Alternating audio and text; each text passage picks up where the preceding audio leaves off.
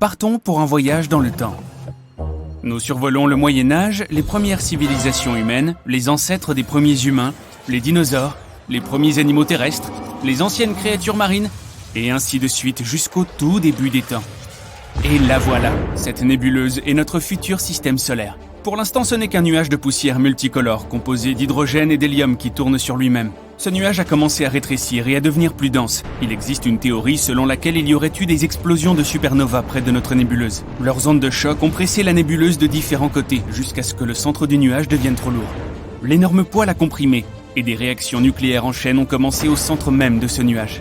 Cela a chauffé le nuage et l'a fait briller. Bientôt, il s'est transformé en une sphère dense, et c'est ainsi que notre Soleil est né. Cela s'est passé il y a environ 4,5 milliards d'années. Notre planète n'existe pas encore. Il n'y a qu'un disque de poussière et de débris spatiaux en orbite autour du jeune Soleil. Ces débris fusionnent progressivement et deviennent de plus en plus lourds. Observons le centre même de cette pile d'astéroïdes. Le poids total des débris comprime tellement la région centrale qu'un noyau métallique dense s'y forme. L'énorme pression chauffe le noyau et la température au centre de la jeune Terre atteint près de 6000 degrés. Et il y a un noyau liquide autour du noyau solide. Cela crée le champ magnétique de notre planète.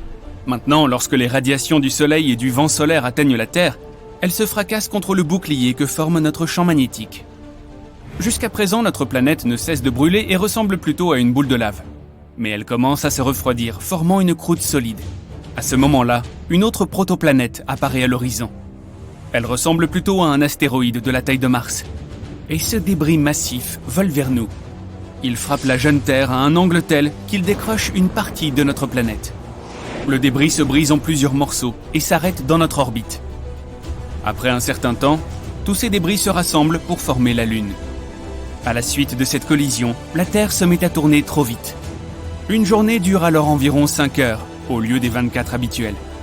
Mais la Lune est suffisamment lourde pour ralentir la rotation de notre planète grâce à la gravité. La Terre ne ressemble pas encore à un endroit hospitalier. Les forces gravitationnelles de la Lune pénètrent profondément dans la Terre et provoquent davantage d'activité volcanique. De plus, des météorites tombent constamment, provoquant de fréquentes explosions à sa surface. Le gaz qui sort des volcans forme notre atmosphère. La glace qui a été apportée sur notre planète par les météorites s'évapore. La vapeur s'élève et se transforme en pluie. Cette eau de pluie tombe à la surface, refroidissant la lave chaude et formant les premiers lacs et rivières. Pendant encore plusieurs centaines de millions d'années, la Terre ressemble à la surface de Vénus, c'est-à-dire un endroit sans vie avec un tas de volcans, des pluies acides et pas d'oxygène à respirer. Le Soleil n'était pas aussi brillant qu'aujourd'hui. De plus, ses rayons pouvaient à peine traverser les tonnes de poussière volcanique présentes dans l'atmosphère. Mais il y a environ 3,7 milliards d'années, la première vie apparaît ici sous la forme d'organismes unicellulaires qui n'avaient pas besoin d'oxygène. Ils sont apparus dans les parties chaudes et peu profondes de l'océan près du rivage. Ces bactéries ont régné sur la Terre pendant près de 2 milliards d'années, tout au long de l'éon archéen. Elles ont laissé des stromatolites. Ce sont des piliers de terre au fond des eaux chaudes peu profondes. Ils sont le produit d'organismes simples et de bactéries. Ces bactéries ont évolué, jusqu'à ce qu'elles apprennent la photosynthèse. Les bactéries ont commencé à produire de l'oxygène en absorbant l'énergie de la lumière du Soleil. Au début, cet oxygène était utilisé pour oxyder les roches. Mais ensuite, l'excès d'oxygène a commencé à remplir l'atmosphère. De plus, à cette époque, les premières algues sont apparues, qui produisaient également de l'oxygène. Cet événement est appelé l'événement de grande oxydation. Et il a provoqué la disparition de presque tous les organismes vivants de la surface de la Terre. Pour les organismes simples, l'oxygène était toxique, et les restes de bactéries et de micro-organismes ont coulé au fond de l'océan. Plusieurs millions d'années plus tard, ces restes seront recyclés, et sous l'énorme pression de l'eau et de la croûte terrestre, ils se transformeront en pétrole. L'éon archéen s'est terminé par cette catastrophe il y a environ 2,5 milliards d'années. Au même moment, des continents se formaient sur Terre, qui allaient plus tard dériver dans les océans du monde, comme des puzzles, et former un supercontinent. Mais pour l'instant, le méthane et le dioxyde de carbone constituent toujours la majeure partie de l'atmosphère. Ils provoquent un effet de serre et l'augmentation des températures sur Terre. Mais l'apparition de l'oxygène stoppe l'effet de serre, et la température sur notre planète baisse. Une période glaciaire, appelée glaciation huronienne, qui a duré de 2,4 à 2,1 milliards d'années, commence. Les scientifiques supposent que notre planète était presque entièrement recouverte de glace à cette époque, même à l'équateur. C'est un changement colossal quand on sait qu'il y a 2 milliards d'années, notre planète ressemblait à une boule de lave. Pendant la glaciation huronienne, La Terre ressemble plus à Europe, le satellite naturel de Jupiter. Là aussi, il y a une épaisse croûte de glace, sous laquelle se trouve un océan liquide chauffé par le noyau. L'évolution du Soleil a sauvé notre planète. Depuis sa naissance, il y a 4,5 milliards d'années, il n'a cessé de grossir et de se réchauffer. Ainsi, après 300 millions d'années d'une période glaciaire, la Terre commence à se réchauffer à nouveau. Mais presque toute la vie qui s'y trouvait a été anéantie, et l'évolution doit recommencer à zéro. Il y a environ 1 milliard d'années, tous les continents de notre planète ont été rassemblés en un supercontinent hypothétique, Rodinia. Et tous les océans ont formé un immense océan, Mirovia. Il y a 750 millions d'années, ce continent s'est brisé, et d'énormes morceaux de terre ont commencé à dériver sur la planète. Des plantes complexes et des micro-organismes multicellulaires sont apparus juste à ce moment-là. Les algues, les éponges et les champignons n'étaient pas les seuls habitants de l'océan. Voici les Spriggina. Ce sont des sortes de vers de la taille d'un doigt humain. Nous avons trouvé des restes de ces animaux qui ont au moins 550 millions d'années. Il y a 541 millions d'années, l'éon phanérozoïque a commencé. L'événement principal de cette époque est l'explosion cambrienne. La vie a commencé à s'épanouir sur Terre, et une grande variété d'organismes vivants est apparue. Des mollusques et des échinodermes, comme les étoiles de mer et les oursins, sont apparus. Les organismes vivants ont évolué, possédant non seulement un squelette interne, mais aussi externe, comme les trilobites. Certaines de ces créatures pouvaient atteindre près d'1 mètre de long. Leur coquille protectrice suggère qu'il y avait des prédateurs dans les océans. Une chaîne alimentaire a commencé à se former à cette époque. Au même moment, les continents à la dérive ont fusionné à nouveau. Ce supercontinent a une forme différente et s'appelle Pannotia. Plus tard, ces continents ont à nouveau dérivé et ont commencé à se heurter les uns aux autres. Cela a conduit à la formation de chaînes de montagnes. Puis les continents se sont rencontrés pour la dernière fois et ont formé le supercontinent géant appelé Pangée, il y a environ 335 millions d'années. Ici, nous pouvons déjà voir les contours des continents modernes, à savoir l'Afrique, l'Amérique du Nord et du Sud, l'Australie et l'Eurasie. L'une des plus grandes créatures marines qui ait jamais existé, le Dunkleosteus, est apparue. Certains spécimens pouvaient être aussi longs qu'un bus scolaire et peser autant qu'un gros 4x4. La Terre avait un climat chaud et humide. Cela a encouragé les fougères et d'autres plantes à pousser plus vite. Certaines d'entre elles pouvaient atteindre la hauteur d'un immeuble de 3 étages. Et pour la première fois dans l'histoire de la Terre, certains animaux quittent l'océan et vont sur les terres, comme Elginerpeton et Ichthyostega. Au début, ils ne vivent que sur la côte, car leur peau n'est pas adaptée à la lumière constante du soleil. De plus, ils ont des problèmes respiratoires. Les premiers animaux terrestres avaient à la fois des branchies et des poumons, mais leurs poumons étaient sous-développés, si bien qu'ils devaient fréquemment retourner dans l'eau. Des millions d'années plus tard, ces animaux ont évolué vers des amphibiens plus avancés. Bien qu'ils ne soient pas plus grands que les lézards ordinaires, ils pouvaient déjà vivre pleinement sur Terre. Mais cet épanouissement de la vie a pris fin avec une nouvelle ère glaciaire. Les glaciers des pôles ont lentement dérivé vers l'équateur. Les animaux n'étaient pas préparés à cela, et la plupart d'entre eux n'ont pas survécu à cet événement d'extinction. Mais il y a 290 millions d'années, l'évolution a repris le dessus, et des animaux terrestres plus évolués ont commencé à apparaître. Petit à petit, ils ont augmenté en taille, se sont multipliés, et ont donné naissance à de nouvelles espèces, comme le Scutosaurus et le Gorgonopsia. Mais cette période n'a pas duré longtemps non plus. Seulement 40 millions d'années plus tard, à la suite d'événements inconnus, 95% de tous les organismes vivants sur Terre ont cessé d'exister. Cela a pu être causé par une météorite géante ou par une activité volcanique accrue. Une autre hypothèse dit que cela aurait pu être dû à la libération de méthane du fond de l'océan. L'ère mésozoïque a commencé après cette extinction. C'est là que les dinosaures tels que nous les connaissons sont apparus et ont commencé à écrire une nouvelle page de l'histoire de la Terre. Il y a 66 millions d'années, un énorme astéroïde a frappé la Terre et a déclenché l'extinction massive de presque toutes les créatures vivantes de la planète, y compris les dinosaures. Si l'objet spatial s'était écrasé ailleurs, certains dinosaures auraient pu survivre et vivraient encore de nos jours. Selon certaines recherches, l'astéroïde avait environ une chance sur 10 d'anéantir les dinosaures et les autres animaux de l'époque. Il était bien plus probable que l'astéroïde s'écrase sur le sol sans qu'il y ait de conséquences destructrices majeures. Pour comprendre comment les choses auraient pu se passer si la collision avait eu lieu ailleurs, nous devons découvrir ce qui s'est passé ce jour-là et pourquoi la catastrophe a été si dévastatrice. Cet énorme rocher spatial est tombé sur la zone côtière de la péninsule du Yucatan au Mexique. Cela a provoqué une réaction en chaîne qui a déclenché des catastrophes naturelles dans le monde entier. L'endroit où l'astéroïde est tombé s'appelle le cratère de Chicxulub. Aujourd'hui, la moitié de cette zone est sous l'eau. L'astéroïde avait un diamètre d'environ 12,1 km et se déplaçait à une vitesse de 43 443 km/h. Ce rocher, plus gros que l'Everest, se dirigeait vers la Terre à une vitesse près de 40 fois supérieure à celle du son. Waouh! L'énergie libérée lors de la collision a été aussi puissante que l'explosion d'environ 10 milliards de bombes atomiques. Et la force destructrice de l'onde de choc n'était qu'une des nombreuses catastrophes.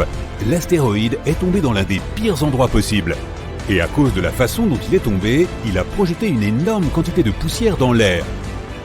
Imagine que tu sautes dans l'eau comme un athlète professionnel à la verticale et que tu produises très peu d'éclaboussures. Et maintenant, pense à la quantité d'eau qui éclabousse lorsque tu sautes dans la piscine comme un boulet de canon. Donc l'astéroïde a atterri comme un boulet de canon. La deuxième catastrophe provoquée par l'astéroïde est la combustion de la suie. Une petite partie de la surface de la Terre est constituée de roches. Seul un infime pourcentage de cette partie était riche en pétrole et en soufre à l'époque. L'astéroïde a brûlé et soulevé tant de suie dans l'air qu'il y aurait de quoi remplir un stade de baseball couvert. Selon les recherches, il y a 65 millions d'années, seuls 13% de la surface de toute la planète aurait pu contenir la quantité de matière organique nécessaire pour supporter la formation d'un tel volume de suie. C'est pourquoi cet endroit est considéré comme le pire. Si la catastrophe s'était produite sur les 87% restants, les dinosaures seraient encore en vie aujourd'hui. Un énorme nuage de suie et de dioxyde de carbone s'est élevé dans l'air et a recouvert le Soleil. La suie a rendu le ciel gris et a partiellement bloqué la lumière du Soleil. Cela a entraîné une chute rapide des températures sur presque toute la planète. On aurait dit que la Terre était plongée dans un voile gris. De nombreuses plantes et animaux n'ont pas pu survivre à la vague de froid. Les arbres ont commencé à se dessécher à cause du manque de soleil. Le processus de photosynthèse a été perturbé. Le froid et le dépérissement des arbres ont entraîné une autre catastrophe, la famine mondiale. Les herbivores ont été incapables de survivre car ils avaient perdu presque toute leur nourriture. Les plantes, les fleurs et les arbres n'ont pas réussi à survivre à la catastrophe. Ces destructions se sont propagées bien au-delà du site d'impact de l'astéroïde. Des particules de poussière chaude, des morceaux d'astéroïdes et de petits morceaux de roches se sont déposés au sol sur tout le continent et ont provoqué des feux de forêt à grande échelle. Les arbres en feu ont projeté encore plus de suie dans l'air, ce qui a encore aggravé la situation. L'énorme astéroïde a apporté de l'espace des métaux lourds avec des niveaux de toxicité très élevés. La fonte de ces substances lors de la collision a provoqué des tempêtes de feu. L'astéroïde n'a pas seulement touché des terres continentales, mais aussi les eaux, ce qui a déclenché un énorme tsunami. Mais ce n'est pas le pire. Le fond de la mer était rempli de sulfate, et lorsque l'énergie de l'astéroïde l'a brûlé, cela a provoqué la libération d'acide sulfurique dans l'atmosphère. Le nuage d'acide s'est mélangé à un nuage de suie et a commencé à se répandre dans le ciel. Des particules de roches brûlantes sont tombées sur le sol comme une pluie de feu. Une pluie acide a commencé à cause du soufre. Elle a duré plusieurs jours et n'a laissé aucune chance aux animaux de survivre. Les pluies acides ont empoisonné l'eau des rivières, des lacs et des mers. L'acide a détruit tout ce qui ne pouvait pas brûler. Une partie des nuages est allée détruire la Terre et l'autre partie, l'océan. La situation s'est encore aggravée quand les gouttelettes de soufre ont anéanti une grande quantité d'algues et de phytoplancton. L'océan génère près de la moitié des réserves d'oxygène de notre planète. À cette époque, les créatures marines qui vivaient dans ces parties supérieures ont été détruites. Ce n'est pas l'onde de choc, mais le manque de soleil, l'acide, l'obscurité et le froid qui sont en fait les principales raisons de l'extinction des dinosaures. Mais même lorsque certains lézards ont échappé au feu et au soufre, ils ont alors rencontré les déchaînements marins. L'impact de l'astéroïde a provoqué des tsunamis à grande échelle sur toute la planète. La toute première vague avait une hauteur d'environ 1,6 km. C'est presque 3 fois plus que l'Empire State Building. Des milliards de litres d'eau se sont déplacés à une vitesse de 145 km/h. Une vague aussi puissante pourrait facilement détruire la moitié de New York aujourd'hui. La météorite a créé une série de vagues de 15,8 mètres de haut. De gigantesques murs d'eau de la taille d'immeubles de 5 étages se sont fracassés sur la côte et ont tout démoli sur leur passage. Le manque de lumière du soleil, la baisse de température, les pluies acides et incendiaires, la réduction de la production d'oxygène, les feux de forêt, les tsunamis géants et la vague explosive de la puissance d'1 milliard de bombes atomiques, Tout cela a réduit la diversité biologique de la Terre de 75%. Oui, ça bouleverse le climat, c'est sûr. Des astéroïdes géants avaient déjà frappé la Terre auparavant, mais ils n'ont jamais provoqué de telles catastrophes sur toute la planète. Et si cet astéroïde était tombé dans un autre endroit, disons une forêt, loin de l'eau et des terrains montagneux? Cela aurait provoqué de graves incendies. Un énorme nuage noir de cendres se serait élevé dans le ciel et aurait masqué le soleil, mais il n'aurait probablement pas généré de pluies acides ou de pluies de feu. La plupart des espèces de la planète auraient pu survivre à cette catastrophe. Et si la météorite était tombée quelque part au milieu de la glace et de la neige? Cela aurait provoqué une augmentation rapide de la température sur toute la planète. D'énormes tsunamis auraient submergé de grandes étendues de terre. Cependant, les cendres et le dioxyde de soufre n'auraient pas rempli le ciel. Les pluies acides n'auraient pas touché l'océan. De nombreuses créatures marines auraient pu survivre et vivre jusqu'à ce jour. Et les dinosaures vivant loin des océans n'auraient pas du tout remarqué la chute de la météorite. Les événements les plus terribles se seraient probablement produits si une météorite était tombée sur un volcan en activité. Cela aurait déclenché la plus grande libération de lave de l'histoire. Des tremblements de terre destructeurs auraient commencé et le ciel entier aurait été recouvert de cendres volcaniques. Et si la météorite avait frappé un désert? Elle aurait fait fondre des milliards de tonnes de sable et les aurait transformés en verre. Imagine des dunes de verre qui réchauffent encore plus notre planète. Et nous pourrions déterrer les restes bien préservés d'anciens lézards dans le verre. Bref, il existait de nombreux scénarios catastrophiques possibles, et le pire d'entre eux s'est réalisé pour les dinosaures. Il est peu probable qu'ils reviennent un jour, mais peut-être peuvent-ils renaître. Des scientifiques se sont inspirés d'une idée tirée d'un célèbre film hollywoodien. Ils voulaient trouver un moustique qui se serait retrouvé coincé dans de l'ambre. Ils en auraient extrait l'ADN de dinosaures. Mais cela pose un problème. Le plus ancien échantillon d'ADN qu'ils ont réussi à trouver avait 1 million d'années. Les dinosaures se sont éteints il y a environ 66 millions d'années. En outre, l'ADN est une chose très fragile. La probabilité qu'ils aient pu être conservés intacts quelque part pendant si longtemps est très faible. Ainsi, au lieu de rechercher l'ADN de cet ancien dinosaure, les scientifiques ont décidé de prélever l'ADN des plus proches ancêtres de ces lézards, les oiseaux. Au cours de millions d'années d'évolution, les pattes des dinosaures auraient pu se transformer en ailes et les bouches allongées en bec. Les pélicans sont très semblables aux ptérodactyles, les autruches ressemblent aux vélociraptors et les poulets ressemblent beaucoup aux T-Rex. Bon, arrêtons-nous un instant et imaginons un poulet de la taille d'un T-Rex. Salut toi, tu veux un morceau de moi? Un poulet ordinaire est considéré comme le plus proche parent de l'énorme lézard. Enlève-lui le plumage, recouvre-le d'écailles, donne-lui une bouche dentée au lieu d'un bec et attache-lui une longue queue. Et tu obtiens un véritable mini-tyrannosaure par sa structure corporelle et ses mouvements. Au plus profond de son ADN, on trouve des gènes similaires à ceux que possédaient de redoutables prédateurs. Avec l'aide du génie biologique, les scientifiques prévoient de jouer avec son ADN et d'essayer d'inverser l'évolution. Ce qui signifie que la reproduction des dinosaures peut devenir une réalité. Eh bien, cela pourrait se retourner contre toi.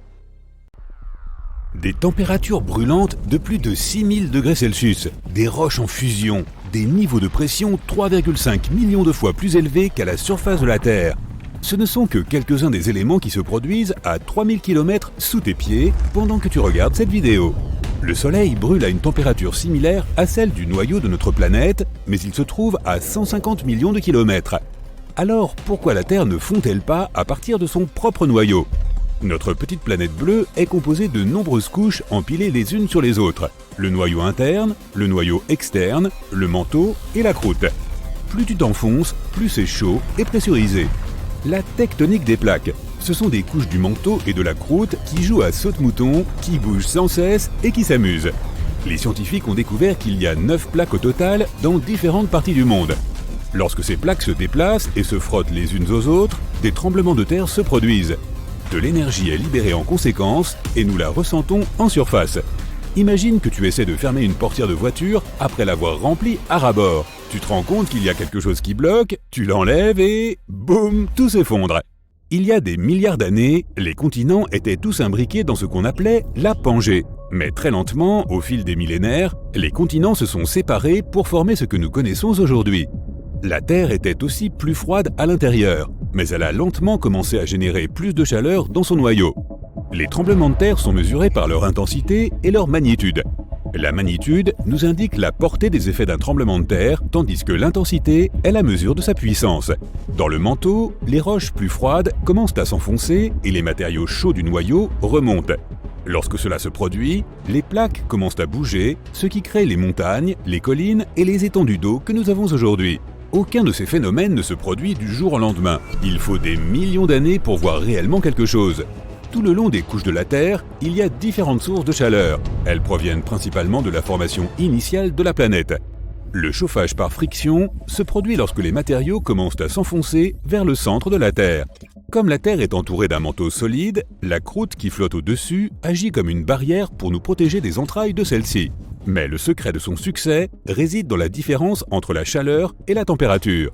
En termes simples, la chaleur est simplement de l'énergie, tandis que la température est sa densité.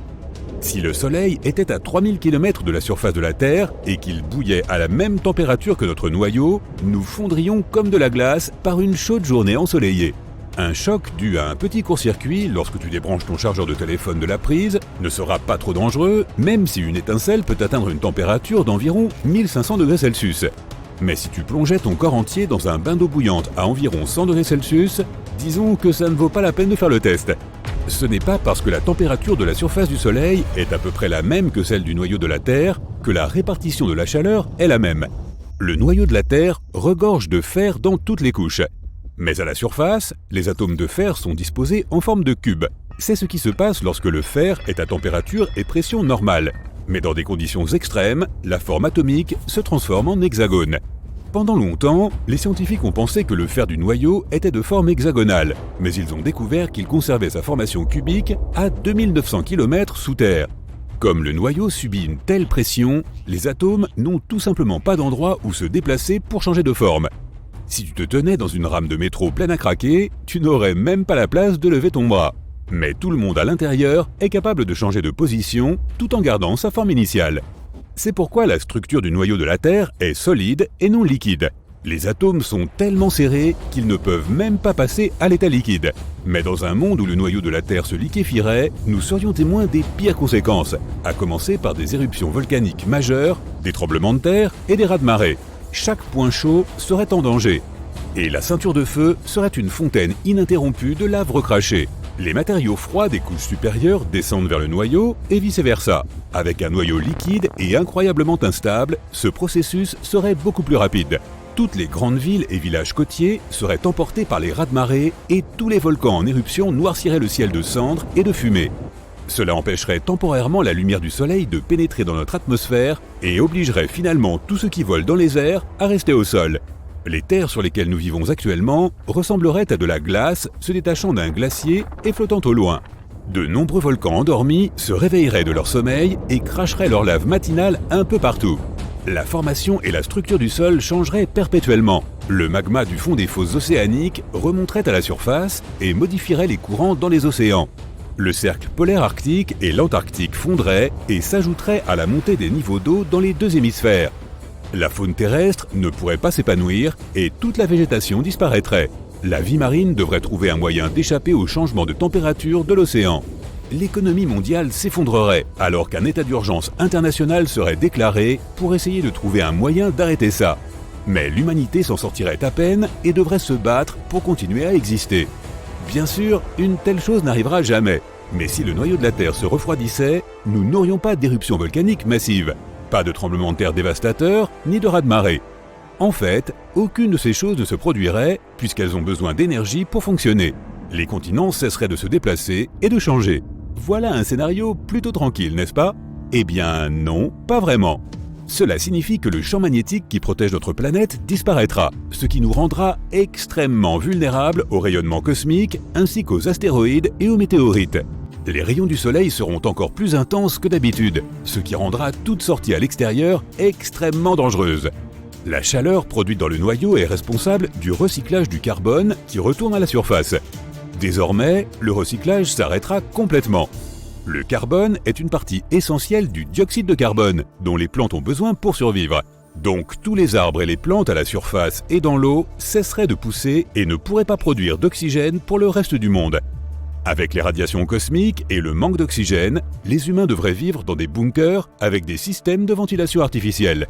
La surface de la Terre deviendrait une zone interdite et commencerait à ressembler à Mars. Sans rien pour alimenter la Terre de l'intérieur, elle commencerait à se dessécher et à s'effriter intérieurement. Une grande partie de la surface de la Terre est composée d'oxygène, de sorte que sans ce gaz, nous finirions par voir quelque chose comme de grandes dolines dans le monde entier. Des dolines qui pourraient démolir des villes comme New York et Paris, ainsi que des glissements de terrain dans de nombreuses villes et des paysages instables un peu partout. L'infrastructure de chaque ville finirait par s'effondrer et rendrait le sol impraticable. Donc même si tu vivais dans un bunker souterrain, il y a des chances que les fondations ne tiennent pas et que tu sois exposé aux radiations cosmiques. Mais de toute façon, tout cela pourrait disparaître en un clin d'œil si un astéroïde venait à tomber. Qu'il soit minuscule ou colossal, nous en verrions plus que de la pluie habituelle. Sans champ magnétique, la Terre ne peut pas bloquer les objets étrangers qui traversent notre atmosphère. Si un astéroïde de la taille de Rhode Island tombait, les dégâts seraient bien plus importants qu'avec le noyau de la Terre chaud et bouillonnant. Le sol étant aussi fragile que des chips, l'effet d'entraînement serait beaucoup plus large et causerait encore plus de destruction indirecte autour de nous. La Terre finirait par s'effondrer sur elle-même et se briserait en morceaux jusqu'à ce qu'elle ait perdu sa propre énergie gravitationnelle. Elle finirait par n'être qu'un tas de roches et de cailloux flottant dans le vide de l'espace.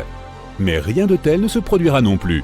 Nous vivons très bien avec notre noyau terrestre solide et chaud. Tant qu'il se porte bien, nous pouvons continuer à vaquer à nos occupations.